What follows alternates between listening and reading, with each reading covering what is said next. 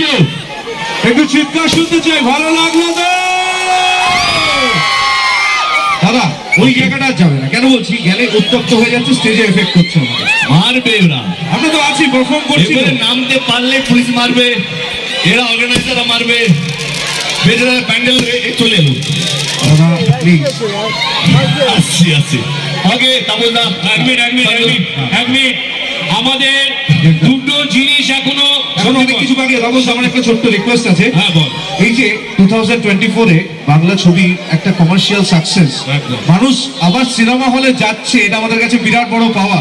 আমি কোনোটাকেই ছোট করছি না, কিন্তু সেইখানে দাঁড়িয়ে একটা পাঞ্চ লাইন ছিল যেটা মুভিটাকে একটা আলাদা জায়গায় নিয়ে গেছে। রিলস করেছে, হাজার হাজার প্রেমিকরা অক্সিজেন পেয়েছে গানটায়।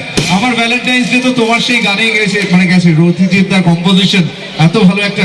তুই এখনো ভ্যালেন্টাইন ডে সেলিব্রেট করিস? কি করবো বলো, আমিও তোমার জন্মেছে বাইরে।